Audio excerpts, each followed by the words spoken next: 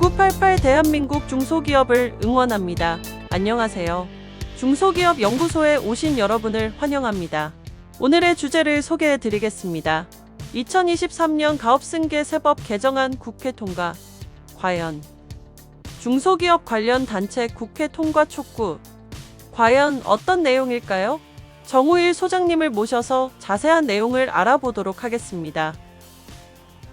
9988 대한민국 중소기업을 응원합니다. 안녕하세요. 웰스기업 연구소 정우일 소장입니다. 자, 오늘은 알아두면 좋을 것 같은 내용들을 좀 준비했습니다. 자, 얼마 전에 중소기업 단체, 그러니까 중소기업과 관련한 유관단체들이 모여서 2023년 가업승계 이 세법 개정안을 이제 통과를 해달라고 국회에 요청을 했습니다. 과연 무엇 때문에 그랬는지, 그리고 무엇이 핵심인지 한번 알아보도록 하겠습니다. 잠시 후에 시작할게요. 네, 중소기업단체협의회, 중소기업중앙회부터 해서 중소기업과 관련한 유관 관련 단체에서는 이렇게 모여서 한 목소리를 얼마 전에 내었습니다. 지난 11월 9일에 국회에 2023년 세법 개정안 중에서 가업승계 관련한 안들을 꼭 통과시켜달라는 내용들인데요. 아마도 이게 통과가 좀 어렵지 않을까라는 자체적인 판단에서 요 내용이 있는 것 같습니다. 물론 여기에는 여와 야가 지금 뭐 사실 대화가 정상적으로 되고 그 다음에 뭐 담론이 형성되지 않는 단계라서 그럴 수도 있는데요.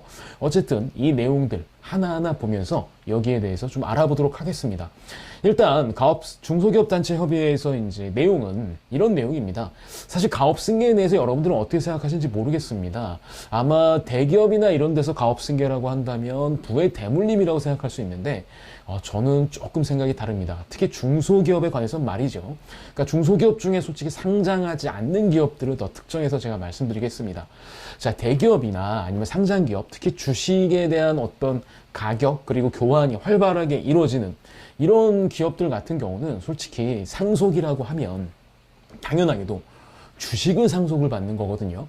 근데 주식을 상속받는데 뭐 세금이 부담이 된다고 하더라도 솔직히 이 받은 주식의 어느 정도를 시장에서 팔거나 뭐 하게 된다면, 그리고 한꺼번에 그 주식을 팔게 되면 아무래도 좀 나쁜 영향이 있을 수 있으니까 솔직히 말씀드리면 뭐 연부연납 신청을 해서 뭐 충분히 얘를 좀 만들 수 있는 것도 가능합니다. 물론 이제 상속을 했을 때 뭐 대주주의 역할이라든가 지배주주를 뭐 좀 놓칠 수도 있겠다 뭐 이런 거는 이제 판단이 들어가지만 어쨌든 급한 불을 끌 수는 있다는 거죠. 하지만 상장하지 않는 비상장 기업 같은 경우는 솔직히 이제 두 가지 문제가 생깁니다.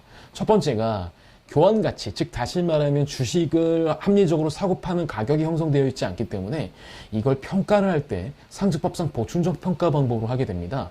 근데 아무래도 평가 상식에 있다 보니까 실제로 얘는 현금이 생긴다는 개념보다는 마치 그냥 뭐 산술적으로 계산된 가액이 이제 상속재산가액에 포함이 되면서 세금을 내야 되는 구조인 거죠. 자, 뭐 이렇게 평가하는 것도 좀 그렇습니다. 사실은 뭐 시장에서 평가받는 것도 아니고 또 시장에서 평가받지 않는다고 한다면 근데 이거를 저 넘겼을 때 어디다 불특정 다수한테 뭐 매각을 해서 현금화하기도 사실 쉽지 않다라는 거죠. 그러니까 어느 정도 기업이 업력이 좀 지속이 되고 그 다음에 어느 정도 기업에 이제 누적된 이익이 많으면 많을수록 뭐가 되냐면 사실은 상속세 부담이 돼서 사실은 기업의 연속성으로 떨어지게 됩니다. 근데 아시다시피 대한민국 사업자 중에서 99%가 중소기업이고요. 대한민국 근로자 중에 약 80% 이상이 중소기업에서 일하는 여건을 보게 됐을 때 상속세 때문에 기업이 문을 닫는다고 한다면 당연히 고용이라든가 여러 가지 문제를 일으킬 수밖에 없다라는 겁니다. 그 다음에 또 하나는 이게 문제인 거죠. 일단 지금 현재 지원 제도가 상속에 대해서는 공제를 해줍니다. 그래서 가업 상속에 해당하는 자산에 대해서는 공제를 해주는 시스템이 있는데 얘는 상속이잖아요. 상속은 말 그대로 죽어야 된다는 겁니다. 근데 평균 수명이 이렇게 길어진 이 시점에 과연 언제까지 기다리겠습니까? 그리고 사람이 좀 아무래도 7, 80대, 90대가 된 노인이 경영을 하는 것과 이제 50대, 40대가 경영을 하는 것은 좀 다르지 않겠습니까? 그래서 많은 중소기업 대표분들이 죽을 때 공제를 해주지 말고 사전에 넘길 때도 좀 혜택을 줬으면 좋겠다. 이런 내용들이 있는 거죠. 사실은 그 혜택이라는 건 다른 걸 요구하는 게 아닙니다. 세금을 아예 내지 않는다 이런 게 아니라 실제로 적은 증여세 부담으로 넘길 수 있게끔 해라. 그 나중에 세금 내겠다. 이런 거거든요. 그래서 요번에 세법 개정안 부분에서 이제 좀 효과적으로 나왔던 부분은 연부연납 기간을 5년에서 20년으로 늘리고, 그 다음에 10% 세율 구간을 이제 현재 60억에서 300억으로 늘려달라. 그러면은 솔직히 가업의 승계를 먼저 사전에 주식을 증여하는 것은 솔직히 상속세를 안 내는 개념은 아닙니다. 나중에 상속세 포함이 되니까 나중에 더 많이 내더라도 지금 자녀에게 넘어가는 시점에선 좀 줄여달라는 얘기거든요. 그러니까 아마 현실적으로 좀 우리 중소기업의 여러 가지 미래와 이런 걸 생각했을 때 승계의 좀 연착륙 이런 부분에 신경을 써서 좀 나온 개정안이 아닐까 싶은 거고, 이에 중소기업 대표나 관련 기관에서는 이게 꼭 통과가 돼야 된다. 그러면 우리가 훨씬 더 사회적인 기여가 많을 것이다. 라는 얘기입니다. 그래서 핵심을 하게 되면 2023년 세법 개정안 중에 가업승계 관련한 우리가 이제 제도에서 핵심적인 부분을 제가 좀 말씀을 드리면, 일단 10% 저율과세 세율 구간이 기존 60억에서 300억까지 이렇게 좀 변경해달라. 그 다음에 업종 변경이 이제 대분류로 변경을 허락해달라. 왜냐면 솔직히 지금은 한 업종을 10년 이상 유지하는 게 불가능하지 않습니까? 사회적 변화폭이 빠르기 때문에.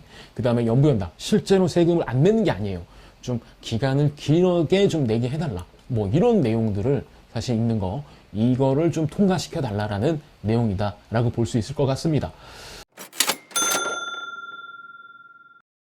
자, 그러면 유관기관에서도 이렇게 막 2023년 세법 개정안에 대해서 통과를 촉구하고 있고, 그 통과의 핵심은 가업 상속, 공제가 아니라 가업 승계 주식을 사전에 증여했을 때, 즉 자녀에게 이전되는 시점에 어떻게든 세금을 줄여서 효율적인 승계를 하자. 그리고 좀 비교적 젊은 분들이 새로운 경영을 할 수 있게끔 하자. 뭐 이런 내용들인데, 이게 어디에 효과가 있는지를 좀 더 심층 알아보도록 하겠습니다.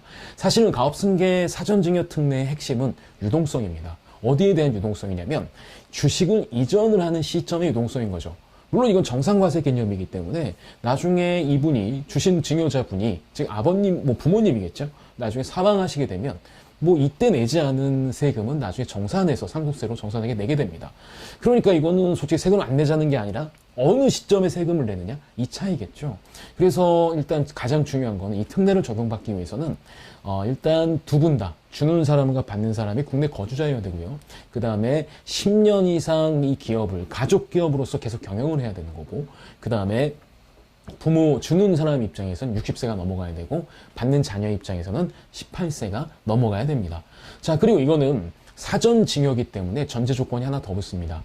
사전 증여를 했다는 건 그냥 단순히 주식만 준다는 게 아니라 경영권도 넘겨준다는 얘기예요. 그래서 증여세 신고 기간까지는 자녀가 이 회사의 직원으로 등재가 되어 있어야 하고, 그 다음에 이 증여받은 날로부터 3년까지는 이제 대표이사에 취임을 해야 되고, 이제 사후 관리가 5년이니까 5년까지는 이걸 유지해야 된다는 전제가 있는 거죠.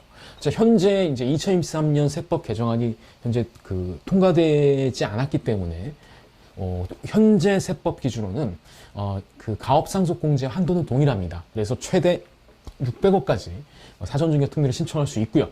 이 경우에 10억은 기본 공제를 해주고 10% 저율과세 기간이 60억까지입니다. 그래서 예를 들면 70억인 경우, 예를 들어서 가업승계 특례를 적용해서 70억인 경우를 70억 정도를 뭐 예를 들어서 사전에 증여하고 경영과 같이 첨부하고 한다고 했을 경우, 이때 특례가 적용됐을 때 세금은 70억에서 기본공제 10억을 공제를 하고, 나머지 60억에 대해서는 이제 세율이 10% 적용되니까 6억 원.